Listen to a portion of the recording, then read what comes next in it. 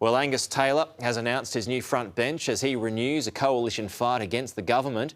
He leaned into Liberal ideals yesterday: deliver economic growth, improve real wages and a better life for people that rewards hard work. Joining us live this morning is our Wednesday morning panel, the Assistant Multicultural Affairs Minister, Julian Hill, the new Shadow Defence Industry Minister, Phil Thompson. Phil's back, everybody. Congrats on the new gig, Phil. How are you going to do all of that? Because Thanks, mate. Problems are so entrenched. So how are you going to do all of that, as Angus Taylor laid out yesterday?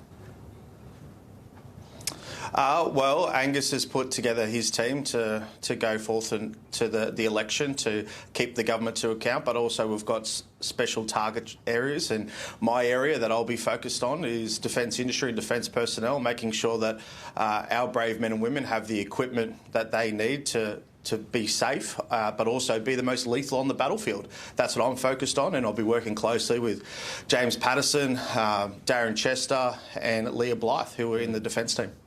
And just one more before we go to Julian. Given your role in defence, I mean, you'd obviously want to increase the defence budget side of things. How does that work in your attempt to pay down debt? Well, that is a great question that the finance team and treasury team will have to balance, because I'm going to them with a big bucket of stuff that I want to get for our defence force. And Angus has previously said in the last parliament and reconfirmed in this one that the spend, we want to see it go up to 3%. So we need to be working to that. Any early ideas that where cuts would have to be made to be able to pay for that wish list? Well, I suppose that will be one of the discussions we have around the table, and Tim's going to have his work cut out for him, because while he'll be trying to tighten the belt, I'll be trying to loosen it when it comes to defence procurement and to make sure that our people have what they need. Julian, do you think this opposition is stronger than the last one? No, I think it's worse, actually. But firstly, I do want to congratulate Phil on his promotion. There's a lot we don't agree on, but we do get on. We do share a beer sometimes. And Phil, I hope you are in your job for a very, very, very long time. I can't see whether you've got a new suit cut, but I'm sure that'll come. Look, 2 points. It is the same old clown show. Within 3 days of the new look leadership team, they're all leaking on each other. They cut down the first woman leader of the Liberal Party without ever giving her a chance. They've slaughtered a whole bunch of very good performers, centrist people from the front bench. But they've put in place, you couldn't make this up, the leadership triumvirate for the economic team. You've got Angus and Jane, who were the architect of the election disaster. Their policies would have raised taxes, $600 billion of nuclear reactor, higher debt and higher deficits. Well done, Liberals. And then you've got the Shadow Treasurer. I'm not going to mention his name.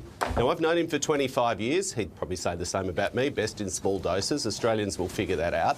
But we are seriously going to crazy town if the guy who put the worst idea on the table in the last 10 years, super for housing, is the economic hope of the Liberals. Okay. I mean, seriously, the reason we don't mention his name, Pete, is he gets little media alerts and he gets excited and he texts you whatever you say about him. Have you got return vision there? I'm not sure you do, Julian. Anyway, Phil just held up signs like you did last week. Labour lies. What was that first one, Phil? Labour lies. You had a few there. I couldn't read them.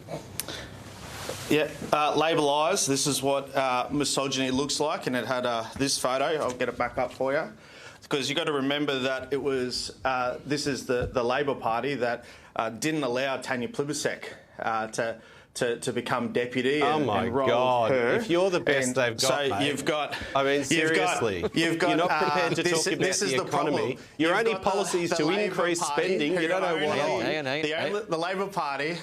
The Labor Party has 2 blokes as the Prime Minister and Deputy Prime Minister. Don't even want to, don't have any women in their leadership, and they want to give us lectures on what the Liberal Party is doing. Penny Wong, Penny disgraceful, and you know.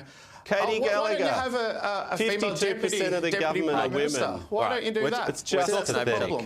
Let's move on to another policy now, gentlemen. The ISIS brides, it's still strong today. There's still a fair bit to discuss here, and it does feel like the 34 Australians in total will attempt to fly home. Back to you, Phil, from the opposition, the new opposition. What should the government be doing here?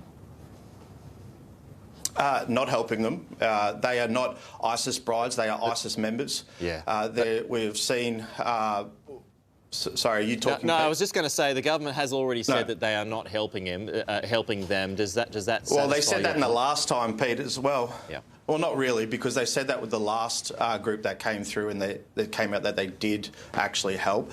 I don't think that anyone that has supported ISIS fighters and they are ISIS members should be returning home. I think it proves to be a risk to national security and to the Australian people. Those ISIS members should stay where they are.